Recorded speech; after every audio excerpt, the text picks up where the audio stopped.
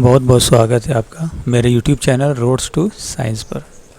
Dear students, आज हम लोग NCERT साइंस क्लास 8 का पहला चैप्टर स्टार्ट करने जा रहे हैं।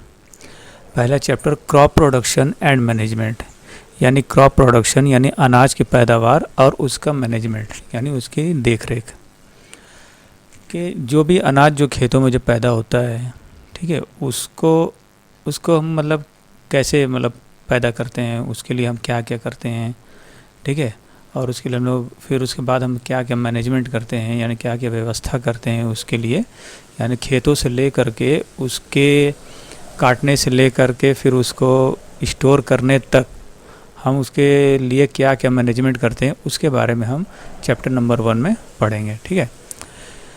You have learned that all living organisms require food. बच्चों, आपने पढ़ा था कि जितने भी लिविंग ऑर्गेनिजम्स हैं यानी जितने भी जीवित प्राणी हैं उन्हें जीवित रहने के लिए फूड्स की ज़रूरत होती है यानी भोजन की ज़रूरत होती है। Plants can make their own food themselves. Plants जो है वो अपना भोजन खुद से बना लेता है। तो प्लांट्स के खुद से भोजन बनाने के जो प्रोसेस होते हैं उसे हम बोलते हैं फोटोसिंथेसिस। यानी प्लांट जो है वो अपना भोजन खुद से बनाता है, वो किसी के ऊपर डिपेंड नहीं होता। तो ऐसे ऑर्गेनिजम्स को जो अपने भोजन के लिए किसी दूसरे ऑर्गेनिजम्स पर डिपेंड नहीं होते हैं उन्हें हम ऑटोट्रॉफिक बोलते हैं। ठीक है, ऑटोट्रॉफ बोलते हैं। Can you recall how green plant synthesize their own food. क्या आपको मालूम है, याद है आपको कि किस तरह से जो ग्रीन प्लांट्स होते थे, हरे पौधे, वो अपना भोजन बनाते थे। Animals including humans can not make their own food. Animals और ह्यूमन यानी इंसान और जानवर वो अपना भोजन खुद से नहीं बना सकते। वो जो है अपने भोजन की ज़रूरत के लिए, अपने खाने की ज़रूरत के लिए वो प्लांट्स पर या दूसरे एनिमल्स पर डिपेंड रहते हैं। तो ऐसे ऑर्गेनिजम्स जिसमें एनिमल्स और ह्यूमंस दोनों आ जाते हैं, जो अपने भोजन की ज़रूरत के लिए दूसरे प्लांट्स और एनिमल पर डिपेंड होते हैं, उन्हें हेटेरोट्रॉफ बोलते हैं। ठीक है। So, where do animals get their food from? तो एनिमल्स जो हैं वो अपना भोजन कहाँ से प्राप्त करते हैं। But first of all, why do we have to eat food.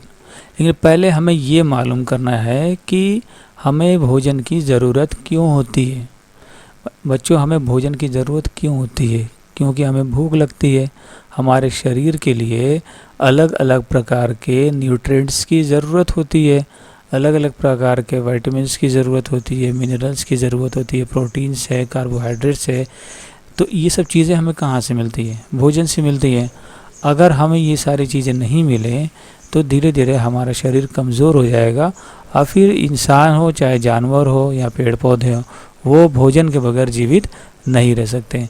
इसलिए ऑटोट्रॉफिक और हेटेरोट्रॉफिक मोड से जो भी न्यूट्रिशन प्राप्त करने वाले ऑर्गेनिजम्स होते हैं उन्हें भोजन की ज़रूरत होती है ताकि वो जीवित रह सके, ग्रो कर सके। You already know that energy from the food is utilised by organisms for carrying out their various body functions.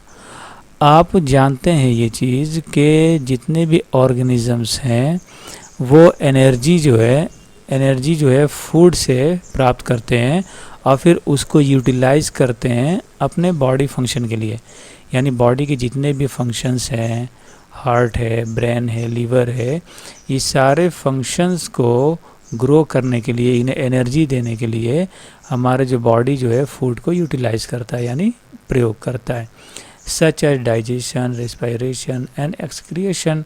Digestion के लिए, रेस्पिरेशन यानी सांस लेने के लिए, एक्सक्रीशन के लिए हमारा बॉडी क्या करता है? फूड को यूटिलाइज करता है यानी उसको यूज़ करता है। We get our food from plants or animals or both. हम अपना भोजन जो है या तो प्लांट से प्राप्त करते हैं, पेड़ पौधों से, ठीक है, जैसे कि हम फल खाते हैं, सब्जियां खाते हैं, अनाज खाते हैं, ड्राई फ्रूट्स खाते हैं, तो ये हम कहाँ से प्राप्त करते हैं? प्लांट से या फिर एनिमल से। बहुत से लोग चिकन खाते हैं, मटन खाते हैं, बीफ खाते हैं, मछली खाते हैं, अंडे खाते हैं। और बहुत से लोग जो है दोनों ही खाते हैं, एनिमल और प्लांट्स वो दोनों यूज़ करते हैं अपने फूड के तौर पर, ठीक है। तो हम जो है इंसान और जानवर वो अपने फूड्स की रिक्वायरमेंट दो तरह से पूरी करते हैं, या तो प्लांट से या एनिमल से या दोनों ही से, right. In order to provide food for a large population, regular production, proper management and distribution is necessary. यानी कि जो इतनी बड़ी जो पॉपुलेशन हमारी है, इन सारी पॉपुलेशन को यानी जनसंख्या जितनी हमारी है सबको प्रॉपर फूड पहुंचाने के लिए, प्रॉपर फूड पहुंचाने के लिए हमें क्या करना पड़ेगा कि हमें अनाज का, हमारे जो पैदावार हैं, जिस तरह की भी हमारे पैदावार हैं उसको जो है बड़े स्केल पर जो प्रोडक्शन उसका करना पड़ेगा और उसका मैनेजमेंट सही से करना होगा और डिस्ट्रीब्यूशन भी करना होगा। ये बिल्कुल ज़रूरी है।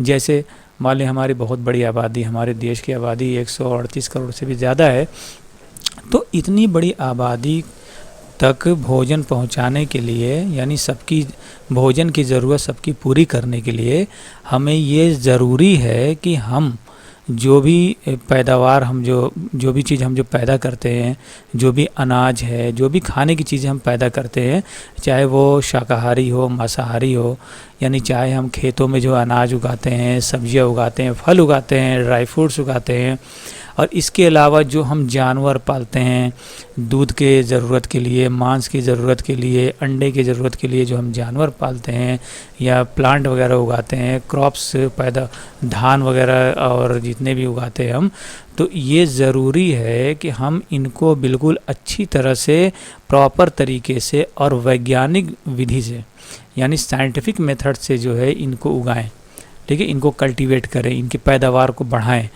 और फिर इसका जो है साइंटिफिक तरीके से इसका मैनेजमेंट करें, ठीक है, और फिर इसको जो है बिल्कुल सही तरीके से इसको डिस्ट्रीब्यूट करें, यानी जहाँ जिसकी ज़रूरत है इसको हम उसको डिस्ट्रीब्यूट करें, वहाँ तक ये भोजन हम पहुँचाएँ, ठीक है।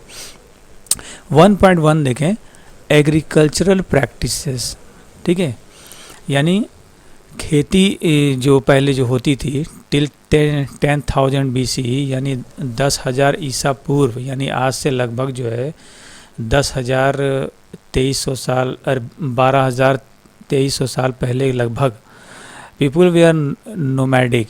उस वक्त जो आदमी जो है खाना बदोश होता था, यानी इधर उधर घूमता रहता था, ठीक है, भोजन की तलाश में और घर की तलाश में।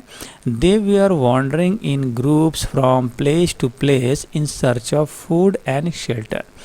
उस समय मनुष्य जो है, यानी हमारे पूर्वज जो हुआ करते थे, यानी आज से 12,300 साल पहले लगभग हमारे पूर्वज जो है आपस में, यानी ग्रुप में ही एक दूसरे मतलब ग्रुप बना लेते और ग्रुप में ही इधर उधर जो है घूमते रहते थे खाने की तलाश में और घर की तलाश में, यानी कहीं गुफा मिल गया उसमें रह लेते थे, है ना, और खाने की तलाश में घूमते रहते थे। कुछ भी फल वगैरह इधर उधर फला होता तो उसे तोड़ के वैसे ही खा जाते थे और जानवर मार के खा जाते थे। They ate raw fruits and vegetables and started hunting animals for food. वे क्या करते थे कि ऐसे ही फल और सब्जियां कच्ची ही खा जाते थे, फल तो पकी हुई खा लेते थे, सब्जियां तो वैसे ही कच्ची ही खा जाते थे और जानवरों को शिकार करके खाते थे भोजन के तौर पर। Later they could cultivate land and produce rice, wheat and other food crops. बाद में उन्होंने जो है चावल, गेहूं और दूसरे क्रॉप्स यानी पैदावार की खेती करना शुरू किया। देखो बच्चों, क्रॉप्स क्या होता है अभी हम आगे पढ़ेंगे। दस वाज बर्न एग्रीकल्चर, तब वहाँ से जो है एग्रीकल्चर यानी कृषि का जो है कृषि की जो स्टार्टिंग हुई, यानी खेती वहाँ से शुरू हुई, ठीक है, खेती की प्रथा वहाँ से शुरू हुई। When plants of the same kind are cultivated at one place on a large scale, it is called a crop. जब एक ही प्रकार का पौधा, प्लांट, जब बहुत बड़े पैमाने पर एक ही जगह पर उगाया जाए तो उसे हम बोलते हैं crop. For example, crop of wheat means that all the plants grown in a field are that of wheat. यानी जैसे अगर गेहूं का पौधा है, क्रॉप है, तो अगर गेहूं एक बड़े पैमाने पर अगर एक जगह पर उगा दिया जाए तो उसे हम बोलेंगे क्रॉप ऑफ वीट। जैसे आप यहाँ पर देख सकते हैं, ठीक है, ये देखिए यहाँ पर ये वीट, क्रॉप ऑफ वीट है। ये देखिए एक ही जगह पर बहुत सारे लार्ज स्केल में वीट जो है उगाए गए हैं, ठीक है। अगर सिर्फ एक ही वीट का यहाँ पर, सिर्फ एक वीट अगर यहाँ उगाया जाता, गेहूं का सिर्फ एक पौधा उगाया जाता, तो उसको हम प्लांट ऑफ वीट बोलते हैं, क्रॉप ऑफ वीट नहीं बोलते। उसी तरह ये देखिए ये पैडी यानी धान है, आपने देखा होगा बच्चों, धान का खेत देखा होगा। तो देखिए ये देखिए एक बहुत बड़े एरिया में जो है, ये बहुत बड़े एरिया में ये देखिए बहुत सारे धान को उगाया गया, धान के पौधों को उगाया गया है। तो इसे हम क्या बोलेंगे, crops of paddy. You have already know that crops are of different types like cereals, vegetables and fruits। आप ये जानते हैं, आप पहले से ही जानते हैं बच्चों कि जो क्रॉप्स यानी फसल जो होती है ये अलग अलग तरह की होती है, विभिन्न प्रकार की होती है। जैसे अनाज होता है, वेजिटेबल्स सब्जियां होती हैं, एंड फ्रूट्स फल होते हैं। यानी अनाज जो है, अरे फसल जो है अलग अलग तरह की होती हैं। अनाज में अनाज की भी फसल होती है, सब्जियों की फसल होती है, फलों की फसल होती है, ठीक है। This can be classified on the basis of the season in which they grow. यानी ये जो फसल है, ये जो क्रॉप्स हैं, इन्हें जो है सीज़न यानी मौसम के हिसाब से क्लासिफाइड किया गया है, जिसमें ये पैदा होते हैं, बढ़ते हैं। यानी सर्दी, गर्मी, बरसात, ये जो हमारे अलग अलग सीज़न है हमारे देश में, चूँकि हमारे देश को ऋतुओं का देश भी कहा जाता है। यानी हमारे देश में गर्मी भी पड़ती है, सर्दी भी पड़ती है, बरसात भी है, पतझड़ भी है, सावन भी है। तो हमारे देश को इसलिए ऋतुओं का देश कहा जाता है। तो हमारे देश में अलग अलग सीज़न में अलग अलग जो पैदावार पाई जाती हैं, अलग अलग किस्म के पैदावार को बोया जाता है, कल्टीवेट किया जाता है, ठीक है। तो उसके आधार पर पैदावार को यानी क्रॉप्स को दो बड़ी कैटेगरी में क्लासिफाई किया गया है, बांटा गया है, ठीक है। एक जो आपका खरीफ क्रॉप्स है और एक जो आपका रबी क्रॉप्स है, ठीक है। आगे देखते हैं। The climatic conditions like temperature, humidity and rainfall vary from one region to another. यानी जो क्लाइमेटिक कंडीशन है हमारे देश में, जो मौसम का जो कंडीशन है, वो टेम्परेचर, तापमान, नमी, रेनफॉल, बारिश, ये जो है अलग अलग हमारे देश के अलग अलग रीजन में, अलग अलग हिस्सों में अलग अलग प्रकार की है। यानी इनमें जो है विभिन्नताएं पाई जाती हैं। हमारे देश के अलग अलग राज्यों में टेम्परेचर में, तापमान यानी तापमान में, नमी में, रेनफॉल में, ठंड में, इन सारे मौसमों में विविधता पाई जाती हैं। यानी कहीं पे बहुत ज़्यादा टेम्परेचर रहता है, जैसे रेगिस्तानी इलाका है, जैसे आपका राजस्थान है, ठीक है। कहीं पे बहुत ठंड है, जैसे उत्तर भारत है, कश्मीर वगैरह है, ठीक है, वहाँ ठंड पाई जाती है। कहीं पर आपको जो है रेनफॉल है, चेरापूंजी, वहाँ पे बारिश बहुत है। तो इस तरह से हमारे देश के अलग अलग राज्यों में अलग अलग प्रकार की जो है क्लाइमेटिक कंडीशंस पाई जाती हैं, ठीक है। Accordingly there is a rich variety of crops grown in different parts of the country. इस प्रकार से हमारे देश में जो है, देश के अलग अलग हिस्सों में अलग अलग प्रकार की फसल जो है पैदा की जाती है। Despite this diversity two broad cropping patterns can be identified. तो हमारे देश में जो है दो विभिन्न प्रकार की जो फसलों में दो बड़ी भिन्नता पाई जाती है। वो क्या है? एक है खरीफ क्रॉप और दूसरी है रबी क्रॉप। यानी खरीफ क्रॉप्स जो मौसम के हिसाब से हमारे देश में दो प्रकार की जो है फसलें पाई जाती हैं। वैसे तो एक और है, उसका इसमें कोई डिस्कस नहीं है आपके क्लास में। तो यहाँ पे आपके सिलेबस में दो ही है, खरीफ और रबी, ठीक है। तो मौसम के हिसाब से हमारे देश में दो प्रकार की फसलें पाई जाती हैं, यानी उनको क्लासिफाई किया जाता है। तो मौसम के हिसाब से फसल जो होते हैं, फसल क्रॉप्स, उन्हें क्यों क्लासिफाई किया गया है? ताकि हम उन्हें आसानी से मैनेज कर सकें उनकी कल्टीवेशन, उनकी बुआई, उनकी कटाई समय पर कैसे करना है, ठीक है, उनकी देखभाल कैसे करना है। इसलिए हमने उसे 2 कैटेगरी में बांट दिया है मौसम के हिसाब से, ठीक है। पहला जो है आपका खरीफ क्रॉप है, ठीक है, ये kharif crop. The crops which are sown in the rainy season are called kharif crops. ऐसे फसल जिन्हें रेनी सीजन में, यानी जब बरसात होती है उस समय बोया जाता है, या मानसून आ रहा होता है उस समय जो बोया जाता है, उसे हम बोलते हैं kharif crops. The rainy season in India is generally from June to September. हमारे भारत में जो है बरसात जून से सितंबर तक होता रहता है, यानी जून से सितंबर तक का जो महीना होता है वो बरसात का होता है, ठीक है। Paddy, maize, soyabean, groundnut and cotton are kharif crops. यानी जून से सितंबर तक जो बरसात का सीज़न होता है, उस सीज़न में, उस मौसम में धान, मैज, सोयाबीन, ग्राउंडनट यानी मूंगफली एंड कॉटन, और जो कॉटन है यानी रुई, ठीक है, ये जो है उस समय क्या कहते हैं बोया जाता है, उस समय इनकी बुआई होती है। जैसे ये आपका जो है पैडी है, ठीक है, यानी धान है, ठीक है, ये आपका मैज़ यानी जिसको आप लोग भुट्टा बोलते हैं, ठीक, ये आपका जो है सोयाबीन, ये आपका ग्राउंडनट यानी मूंगफली, ये आपका कॉटन यानी रुई।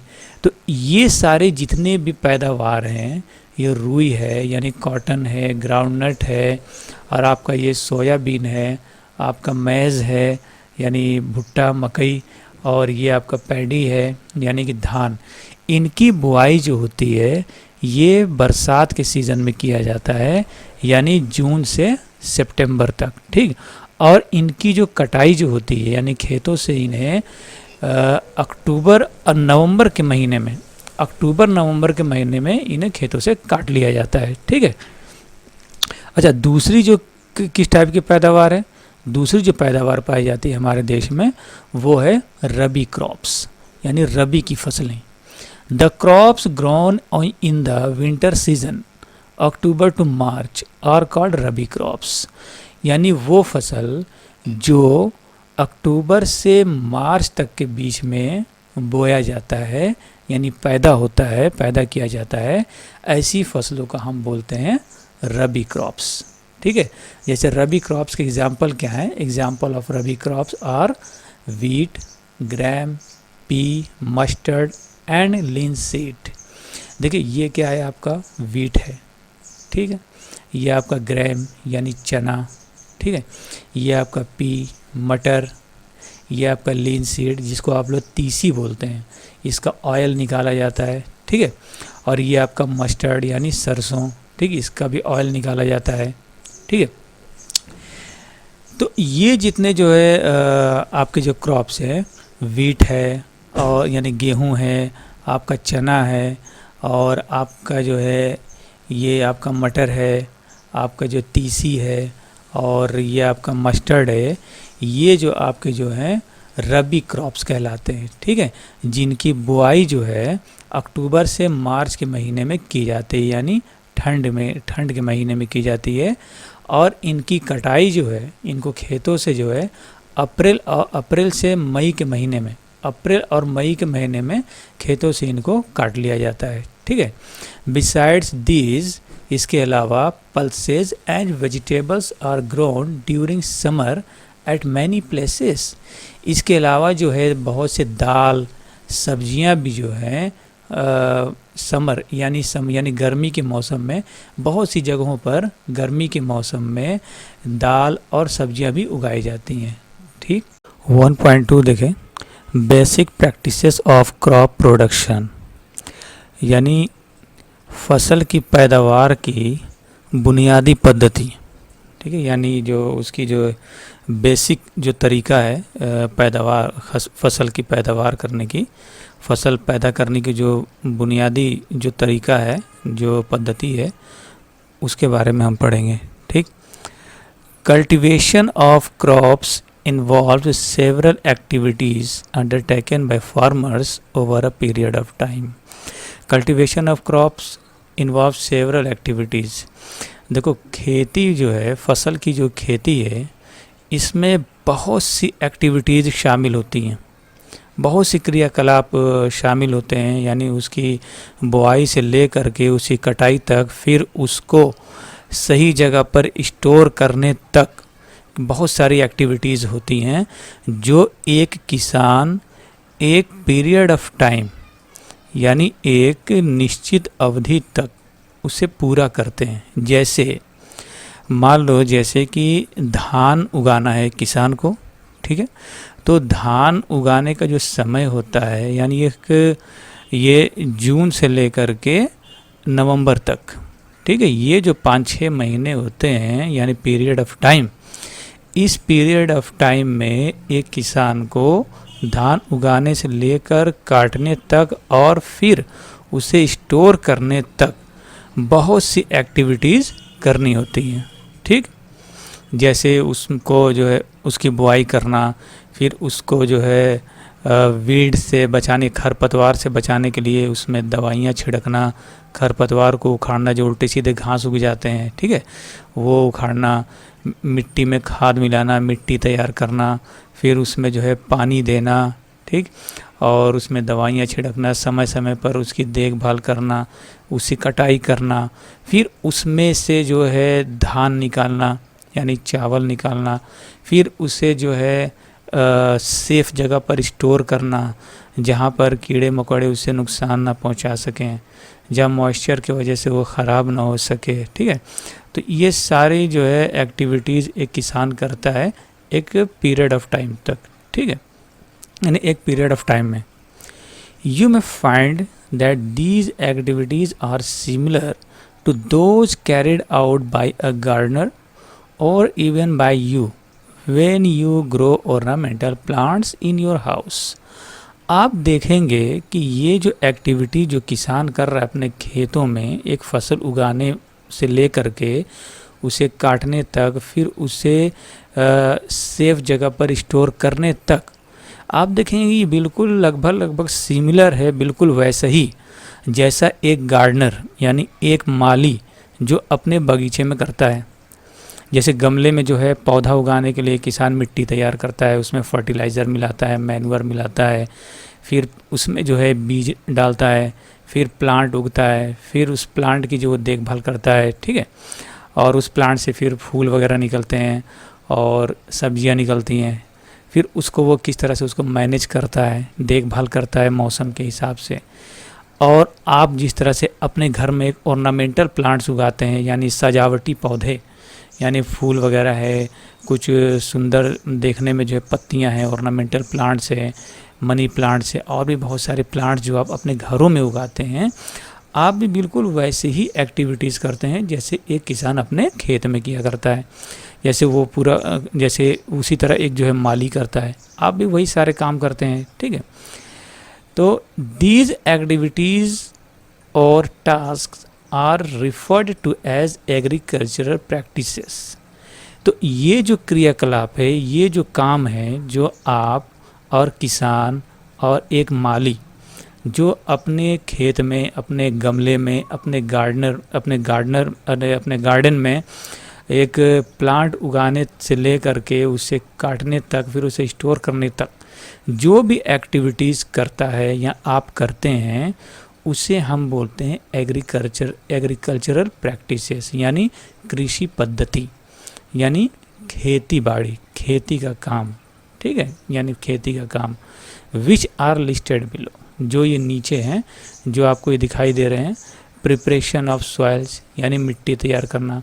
जाहिर सी बात है, आप जब एक प्लांट लगाएंगे, किसान जैसे खेत में जो है क्रॉप लगाएगा, आप गार्डन में जो है फूल वगैरह लगाएंगे, आप गमले में फूल वगैरह लगाएंगे, तो उससे पहले जो ज़रूरी काम होता है, जो पहला काम होता है प्रिपरेशन ऑफ सॉइल, यानी मिट्टी तैयार करना। अगर आप मिट्टी तैयार नहीं करेंगे प्लांट के लिए, तो प्लांट उसमें बहुत दिनों तक पनप नहीं सकता। ठीक है, हो सकता है प्लांट जो है ख़राब हो जाए, डेड हो जाए उसकी। फिर उसके बाद आता है सोविंग, फिर उसमें एडिंग मैन्योर एंड फर्टिलाइजर्स वगैरह उसमें ऐड करना, ठीक है। इरिगेशन है, सिंचाई करना, प्रोटेक्टिंग फ्रॉम वीड्स, फिर दूसरे जो खरपतवार और घास से उसकी सुरक्षा करना, हार्वेस्टिंग है, फिर उसके बाद स्टोरेज है, ठीक है। तो ये हम स्टेप बाय स्टेप आगे पढ़ेंगे। 1.3 प्रिपरेशन ऑफ सॉइल, यानी मिट्टी तैयार करना। The preparation of soil is the first step before growing a crop, यानी फसल उगाने से पहले जो सबसे पहली प्रक्रिया है, जो सबसे पहला काम है, वो मिट्टी तैयार करना है। यानी अगर आप फसल उगाएंगे या फिर एक मान लो एक गमले में अगर एक पौधा भी उगाना है, तो उसके लिए आपको सबसे पहले क्या करना होगा, उसके लिए मिट्टी तैयार करना होगा। अगर आप मिट्टी तैयार नहीं करेंगे तो वो प्लांट आप कहाँ लगाएंगे, अब कैसे लगाएंगे। अब मिट्टी तैयार नहीं होगी तो उस प्लांट के ज़रूरी जो न्यूट्रिएंट्स हैं वो कैसे मिलेंगे, फिर वो पौधा कैसे ग्रो करेगा। तो उसी तरह से ये प्लांट क्रॉप लगाने से पहले जो है सबसे पहली जो प्रोसेस है वो मिट्टी तैयार करनी है, सॉइल को तैयार करना। सॉइल को जब हम तैयार कर लेंगे तो उसके बाद अगर हम प्लांटेशन करेंगे, पौधा लगाएंगे, तो हमारा पौधा जो अच्छे से ग्रो करेगा और उसमें अनाज भी आएंगे, फल वगैरह सब्जी, जिस चीज़ का पौधा लगाएंगे तो उसकी पैदावार हमें अच्छी मिलेगी। One of the most important task in agriculture is to turn the soil and loosen it. देखो, एग्रीकल्चर का जो एक बहुत ही महत्वपूर्ण जो काम है, इम्पॉर्टेंट काम जो है, वो ये है कि मिट्टी को लूज़ किया जाए, यानी मिट्टी को बिल्कुल नर्म बनाया जाए। जाहिर सी बात है, अगर मिट्टी बहुत हार्ड होगी, जैसे कि यहाँ पर देखिए ये बिल्कुल हार्ड मिट्टी है, सूखी हुई है, तो अगर इसमें आप पौधा लगाना चाहेंगे तो पहले तो इसमें जो अगर आप बीज डालेंगे तो बीज पनपेगा नहीं, पनप भी जाएगा अगर वो, तो प्लांट जो है बढ़िया से ग्रो नहीं होगा, वो ख़त्म हो जाएगा। क्यों होगा? क्योंकि मिट्टी लूज़ नहीं है। जब मिट्टी लूज़ नहीं होगी तो प्लांट को क्या बोलते हैं, प्रॉपर ऑक्सीजन नहीं मिलेगा, उसके रूट को प्रॉपर ऑक्सीजन नहीं मिलेगा, जिससे प्लांट क्या होगा, धीरे धीरे ख़त्म हो जाएगा, ठीक है। This allows the roots to penetrate deep into the soil, यानी मिट्टी जो हम लूज़ करते हैं, इससे क्या होता है कि जो प्लांट का जो रूट है वो बिल्कुल मिट्टी की गहराई तक जाता है। अगर हम मिट्टी को लूज़ कर देंगे तो प्लांट, चूँकि अभी छोटा पौधा होता है, बीज होता है, तो उसके रूट्स को जो है अंदर डीप तक पेनिट्रेट होने में आसानी होती है, यानी गहराई तक जाने में उसके लिए आसानी होती है। अगर हार्ड मिट्टी होगी तो उसमें वो अंदर तक पेनिट्रेट नहीं हो सकता। तो इसीलिए मिट्टी को जब हम लूज़ कर देते हैं सॉइल को, तो उससे जो प्लांट की जो जड़ें हैं वो आसानी से मिट्टी के अंदर तक, यानी गहराई तक चली जाती हैं। The loose soil allows the roots to breathe easily even when they go deep into the soil, यानी मिट्टी का जो नर्म करना इसलिए भी ज़रूरी है कि जो प्लांट के जो रूट्स हैं वो बिल्कुल गहराई तक चले जाते हैं आसानी से, और दूसरी चीज़ को बिल्कुल गहराई में जाने के बाद भी आसानी से ऑक्सीजन लेती रहती है, यानी सांस लेती रहती है, ठीक है। जो प्लांट की जो जड़ें हैं, चूँकि वो भी सांस लेती हैं जीवित रहने के लिए, तो मिट्टी अगर लूज नहीं होगी तो वो आसानी से सांस नहीं ले सकते। इसलिए हम मिट्टी को क्या करते हैं, उसको लूज़ कर देते हैं। लूज़ करने से क्या होता है कि प्लांट की जो जड़ें हैं वो बिल्कुल गहराई तक आसानी से चली जाती हैं, और गहराई में जाने के बावजूद भी वो आसानी से सांस ले सकती हैं, ठीक है। Why does the loosening of soil allow the roots to breathe easily, यानी मिट्टी को बिल्कुल लूज़ करने से ये आपके प्लांट के जो रूट है ये आसानी से सांस कैसे ले लेते हैं। जाहिर सी बात है, जब हम मिट्टी को लूज़ कर देंगे बिल्कुल, तो इनके ग्रेन्स जो हैं वो बिल्कुल दूर दूर हो जाएंगे, ठीक है। जैसे ये देखें, ये मिट्टी को लूज़ कर रहा है, ये पुरानी पद्धति है बैलों से खेतों को जोतना, ये पुरानी पद्धति है जिसमें ये मिट्टी को लूज़ किया जाता था। और ये जो आजकल की नई टेक्नोलॉजी, जो ट्रैक्टर से इसको जो लूज़ किया जाता है मिट्टी को, तो मिट्टी को लूज़ करने से होता क्या है कि इसके जो ग्रेन्स होते हैं, मिट्टी के पार्टिकल्स होते जो होते हैं, ये बिल्कुल दूर दूर हो जाते हैं, ठीक है। और छोटे छोटे बिल्कुल टुकड़े में टूट जाते हैं, जिससे क्या होता है कि आसानी से ये जो है पानी को अब्जॉर्ब कर लेता है, दूसरे मिनरल्स को अब्जॉर्ब करता है, न्यूट्रिशंस को अब्जॉर्ब करता है और सनलाइट को अब्जॉर्ब कर लेता है और आपको जो है हवा को, एयर को भी अब्जॉर्ब करता है, जिससे जो प्लांट की जो रूट्स जो होती हैं जो बिल्कुल गहराई तक भी चली जाती हैं तो भी वो आसानी से वहाँ पर सांस ले सकती हैं। ठीक है, इसलिए मिट्टी को लूज़ करना ये एग्रीकल्चर की सबसे पहली प्रोसेस है। The loosened soil helps in the growth of earthworms and microbes present in the soil. यानी जो नर्म मिट्टी होती है, लूज सॉयल, वो जो है अर्थवॉर्म यानी केचुए जो होते हैं, अर्थवॉर्म और माइक्रोब्स दूसरे जो सूक्ष्म जीव, छोटे छोटे जो जीव होते हैं जो मिट्टी में पाए जाते हैं, उनको ग्रोथ करने में हेल्पफुल होते हैं। कौन? लूज सॉइल, यानी जो नर्म मिट्टी होती है वो अर्थवॉर्म और दूसरे जो यूज़फुल माइक्रोब्स होते हैं, छोटे मोटे जो कीड़े बैक्टीरियाज होते हैं जो सॉइल के लिए और प्लांट के लिए यूज़फुल हेल्पफुल होते हैं, उनके ग्रोथ के लिए बेहतर अच्छे होते हैं। क्या? Loose soil. ठीक है, यानी नरम मिट्टी जो उनके ग्रोथ में हेल्प करते हैं। These organisms are friends of the farmer since they further turn and loosen the soil and add humus to it। तो ये जो ऑर्गेनिजम्स होते हैं, अर्थवॉर्म्स हो गया, दूसरे माइक्रोब्स हो गए, ये किसानों के जो है मित्र होते हैं। ये क्या करते हैं कि मिट्टी जो होती है सॉइल को लूज करते हैं और उसको उलटते पलटते रहते हैं। ठीक है, और उसमें क्या करते हैं, ह्यूमस ऐड करते हैं, यानी खाद, मिट्टी खाद, जो मिट्टी में जो खाद होती है उसको वो मिलाते रहते हैं। यानी जाहिर सी बात है, जब वो मिट्टी को उलटते पलटते रहेंगे तो उसमें जो ह्यूमस होती है, यानी जो मिट्टी में जो खाद जो पाई जाती है वो भी क्या होती है, वो भी उसमें मिक्स होती रहती है। ठीक है, जिससे क्या होता है कि प्लांट के ग्रोथ में वो बहुत हेल्पफुल होते हैं। ठीक है, but why the soil needs to be turned and loosened. अब यहाँ क्वेश्चन ये कर रहा है कि सॉइल यानी मिट्टी जो है, इसको उलटना पलटना और उसको लूज करना ये क्यों ज़रूरी है। यानी मिट्टी को लूज करना यानी नर्म करना ये क्यों ज़रूरी है। ज़रूरी इसलिए है कि अगर हम मिट्टी को लूज कर देंगे, उसको थोड़ा सा ऊपर नीचे उलट पलट देंगे, मिक्स करेंगे, तो उसमें दूसरे न्यूट्रिएंट्स जो हैं, जो फर्टिलाइज़र्स हैं, ह्यूमस हैं और मैन्यूअर्स हैं, ये खाद है, उर्वरक है और दूसरी जो चीज़ें हैं, न्यूट्रिएंट्स हैं, वो आसानी से मिट्टी में मिल जाती हैं और पानी भी जो वो आसानी से अब्जॉर्ब कर लेता है। तो इससे होता क्या है कि प्लांट के जो रूट्स होते हैं वो तो आसानी से गहराइयों तक चले जाते हैं, साथ ही साथ उन रूट्स को सांस लेने में यानी ब्रीथिंग करने में भी आसानी हो जाती है और जो सॉइल में जो नेसेसरी न्यूट्रिएंट्स होते हैं प्लांट्स के लिए वो आसानी से सॉइल में एब्जॉर्ब होते हैं और फिर उसके बाद प्लांट का जो रूट है वो आसानी से उन सारे न्यूट्रिएंट्स को एब्जॉर्ब कर लेता है। इसलिए सॉइल का लूज करना यानी उसको नर्म करना ये बहुत ज़रूरी है। ठीक है, you have learned in the previous classes that soil contains minerals, water, air and some living organisms.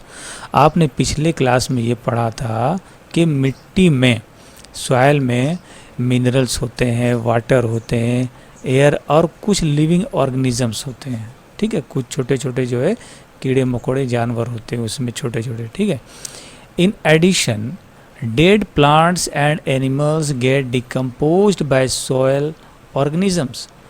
तो उसमें जो डेड प्लांट्स यानी जो प्लांट्स वगैरह जो गिर जाते हैं, जो टहनियाँ टूट जाती है, पत्तियाँ जो गिर जाती हैं, डेड प्लांट्स होते हैं और डेड एनिमल्स जो होते हैं वो मिट्टी में मौजूद जो ऑर्गेनिजम्स होते हैं उनके द्वारा डिकम्पोज्ड कर लिया जाता है। यानी जो डेड प्लांट और डेड एनिमल्स हैं वो मिट्टी में डिकम्पोज हो जाते हैं, यानी सड़ गल जाते हैं, मिल जाते हैं। कैसे? सॉयल के ऑर्गेनिजम्स द्वारा। मिट्टी में जो ऑर्गेनिजम्स पाए जाते हैं वो डेड एनिमल और डेड प्लांट्स को क्या करते हैं? डिकम्पोज करते हैं, यानी धीरे धीरे उनको सड़ाते गलाते रहते हैं। ठीक है। In this way various nutrients in the dead organisms are released back into the soil. इस प्रकार से, इस तरह से जो बहुत से जो न्यूट्रिएंट्स होते हैं डेड ऑर्गेनिजम्स में, यानी डेड प्लांट में, डेड एनिमल में, वो क्या होते हैं कि मिट्टी के अंदर ही रह जाते हैं। ठीक है। जो मिट्टी में, जो सॉइल में जो ऑर्गेनिजम्स होते हैं वो डेड प्लांट्स को, डेड एनिमल को धीरे धीरे डिकम्पोज करते हैं। तो उसके रिज़ल्ट में ये होता है कि जो डेड एनिमल्स में और डेड प्लांट्स में जो भी ज़रूरी न्यूट्रिएंट्स होते हैं, जो प्लांट्स के लिए ज़रूरी हैं, वो क्या होते हैं? मिट्टी के अंदर ही रह जाते हैं, यानी रिलीज हो जाते हैं। ठीक है। These nutrients are again absorbed by plants. तो ये जो न्यूट्रिएंट्स हैं जो डेड एनिमल्स और डेड प्लांट्स द्वारा मिट्टी में आए हैं, वो क्या होते हैं कि प्लांट्स द्वारा अब्जॉर्ब कर लिए जाते हैं, यानी प्लांट्स जो है उन्हें अब्जॉर्ब कर लेता है। ठीक।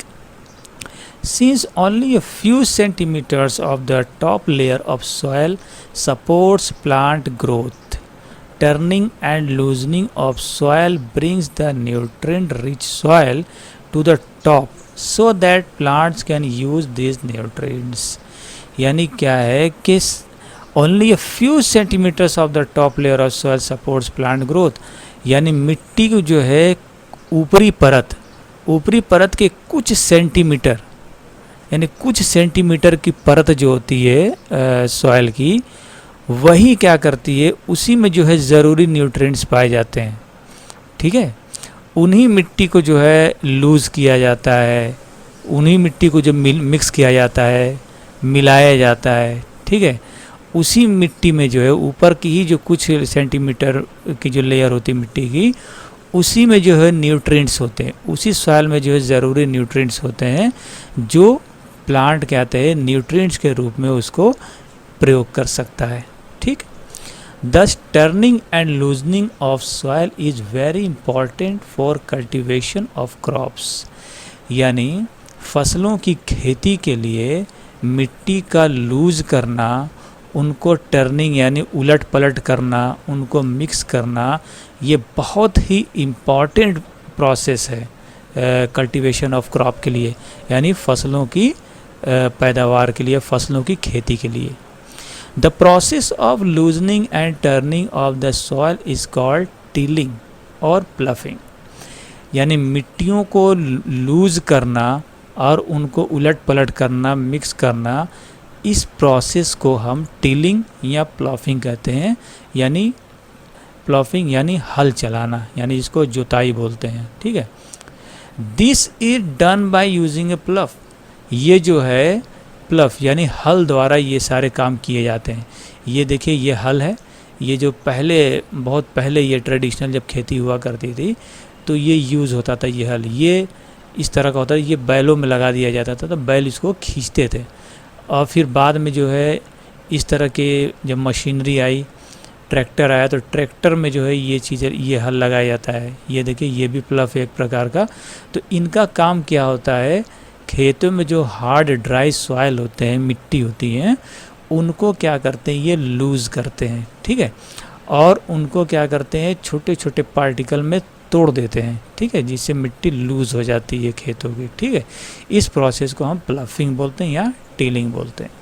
प्लफ्स आर मेड ऑफ वुड और आयरन। प्लफ्स यानी हल जो है ये लकड़ी या लोहे के बने होते हैं। If the soil is very dry it में नीड वाटरिंग बिफोर प्लफिंग। अगर मिट्टी बहुत सूखी है, हार्ड है, तो हल चलाने से पहले यानी जुताई करने से पहले उसमें वाटरिंग यानी पानी देना ज़रूरी है। ठीक है। पानी देने से क्या होता है? थोड़ा मिट्टी क्या होती है? नरम हो जाती है, तो फिर उसमें हल चलाने में और आसानी होती है। ठीक है। द प्लव्ड फील्ड में have big clumps of soil called crumbs. यानी जो जूते हुए खेत होते हैं जिनमें हल चल चुका होता है उसमें भी आप देखेंगे मिट्टी के बड़े बड़े ढेले होते हैं जिसको क्लम्प्स बोलते हैं। फिर उसको भी छोटे छोटे पार्ट में तोड़ा जाता है, उसको भी तोड़ा जाता है। तो फिर उसको भी तोड़ करके बिल्कुल छोटा छोटा कड़ में कर लिया जाता है ताकि मिट्टी लूज़ हो सके। तो वो जो छोटे छोटे कड़ होते हैं उसको हम बोलते हैं क्रम्स। क्या बोलते हैं?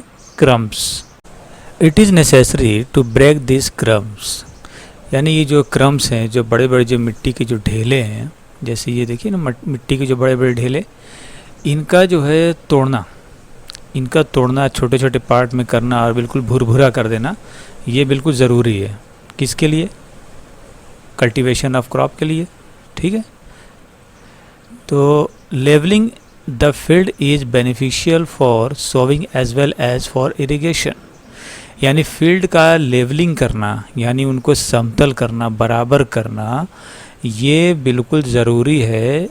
किस काम के लिए? सोविंग और इरिगेशन के लिए, यानी पौधा लगाने के लिए, यानी बुआई के लिए और सिंचाई के लिए, पानी वगैरह देने के लिए फील्ड को लेवल करना बिल्कुल ज़रूरी है। ये देखिए पुरानी पद्धति है, पुराना कल्चर है जिसमें बैल में ये फट्टा बांध देते थे, उस पर किसान से खड़ा है जिसे ये दबर है, और फिर ये बैल चलते रहते थे और ये फील्ड क्या होता था? लेवल होता था, मिट्टी क्या होती थी? बराबर होती रहती थी। ठीक है। फिर जो है एक लेवलिंग के लिए ये टूल्स आया। ठीक है। ये आपका जो है इम्प्लीमेंट्स है, एग्रीकल्चर इम्प्लीमेंट्स है, ये जो ट्रैक्टर में इसको लगा करके और मिट्टी को जो है फील्ड को लेवलिंग करते हैं। ठीक है। Levelling of soil is done with the help of leveller. ठीक है। यानी मिट्टी जो सॉइल जो लेवल किया जाता है वो लेवलर द्वारा जिससे किया जाता है उसको हम लेवलर बोलते हैं। ये एक लेवलर है, ये भी एक लेवलर है, जिससे क्या होता है? फील्ड को हम लेवल करते हैं, यानी समतल करते हैं। Sometimes manure is added to the soil before tilling. कभी कभी क्या होता है कि मैन्योर यानी खाद जो है प्लफिंग करने, टीलिंग करने से पहले, यानी कि उसके खेतों की जुताई करने से पहले ही हम जो है खाद डाल देते हैं। यानी किसान जो है खेतों की जुताई करने से पहले ही खाद डालते हैं। क्यों डालते हैं?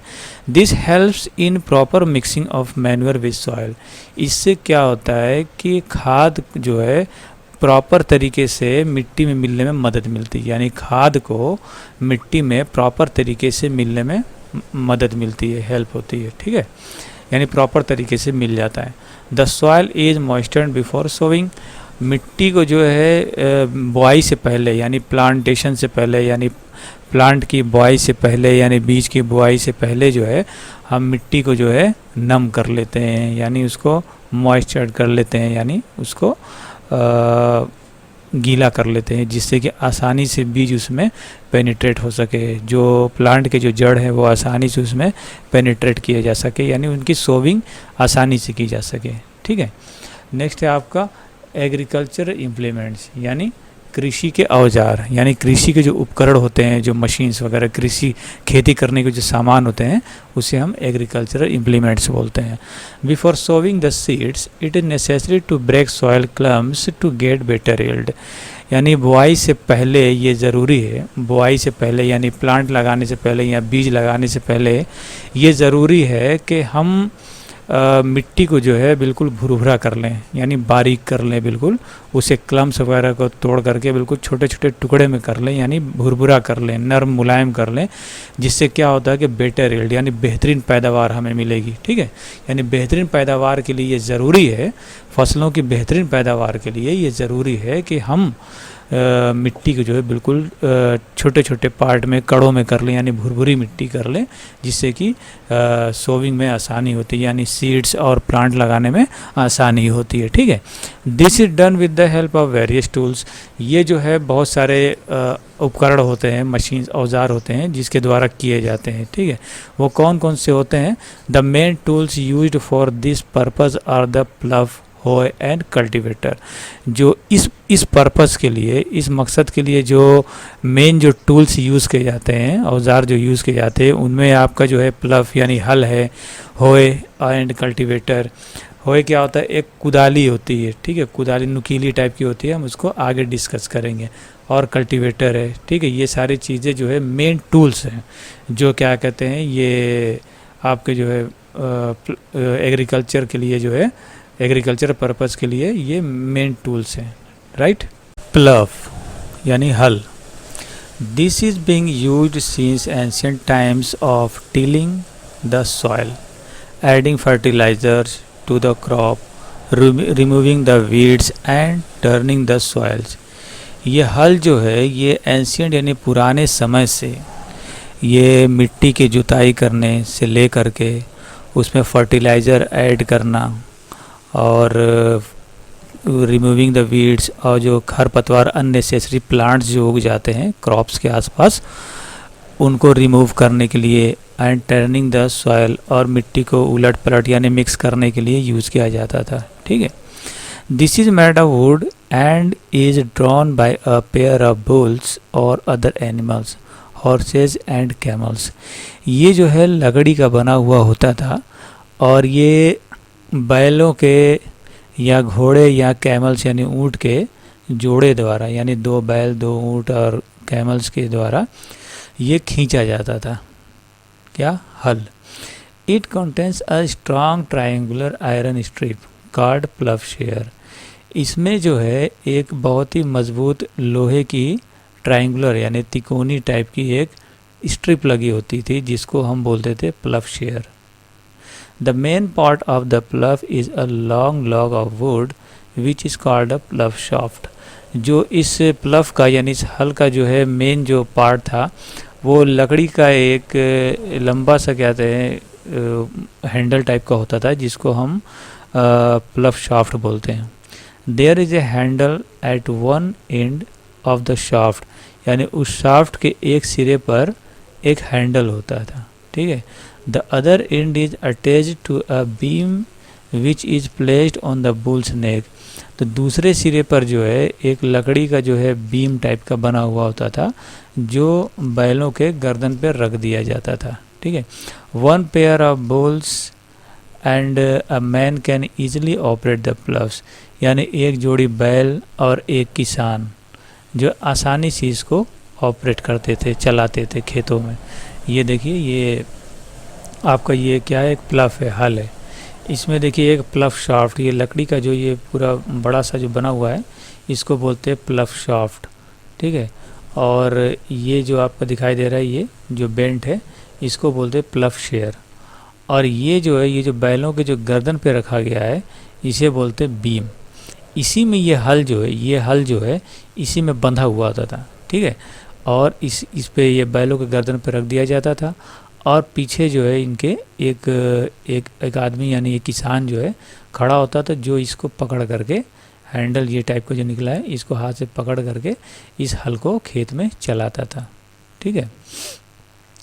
The indigenous wooden plough is increasingly being replaced by the iron प्लव्स nowadays. तो आज के टाइम जो है बहुत तेज़ी से आयरन के जो प्लव हैं यानी लोहे के जो हल है ये बहुत तेज़ी से पुराने जो हल हुआ करते, जो देसी हल हुआ करते थे उनकी जगह लेता जा रहा है। यानी पुराने जो लकड़ी के हल हुआ करते थे उनकी जगह आयरन यानी लोहे के बने हुए जो हल है वो बहुत तेज़ी से उनकी जगह लेते जा रहे हैं, ठीक है।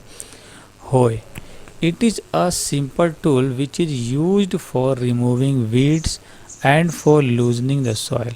होय यानी ये कुदाली जिसको बोलते हैं ये होय, ठीक है। फिगर 1.1b में होय।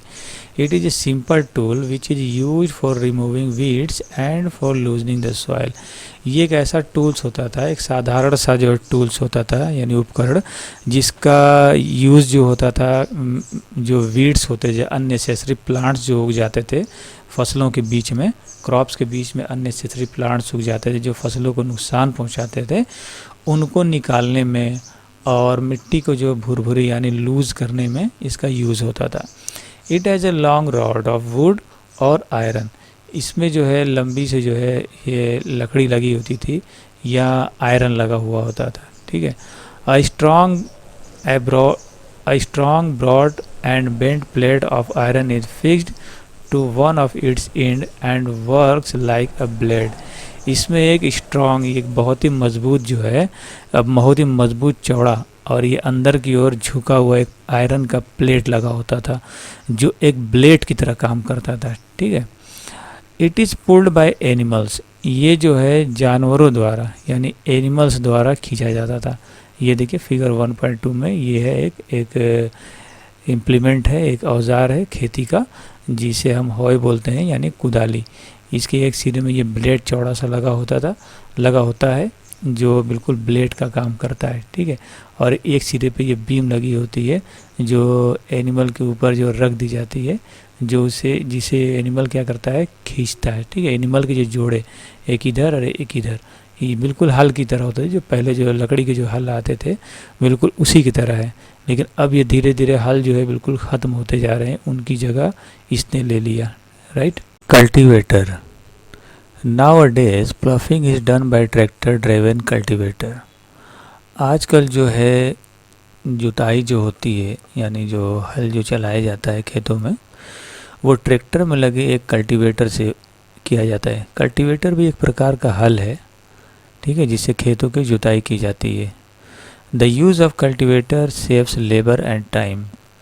कल्टीवेटर के यूज़ से जो है मेहनत और समय दोनों की बचत होती है।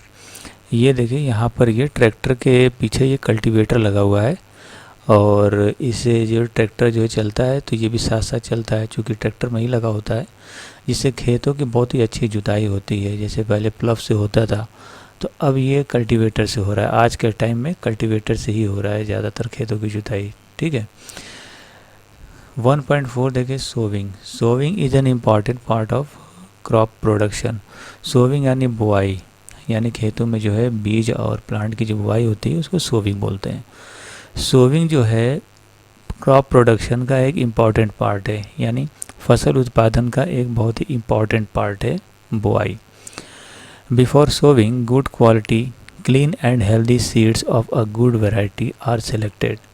यानी बुआई से पहले जो है अच्छी क्वालिटी के साफ़ सुथरे और स्वस्थ हेल्दी बीजों को जो है चुना जाता है, ठीक है। यानी जाहिर सी बात है, जब हम खेतों में बुआई करेंगे, किसी भी फसल की बुआई करेंगे, गेहूं है, धान है, बाजरा है, मकई है, तो उससे पहले ये ज़रूरी है कि अच्छी क्वालिटी के साफ़ सुथरे और हेल्दी सीड्स जो है यानी बीज जो है उसको चुना जाए। Farmers prefer to use seeds which give high yield. Farmer ऐसे बीजों को चुनते हैं जिनसे अच्छी और बेहतरीन पैदावार हो, ठीक है, यानी अच्छी उत्पादन हो, राइट।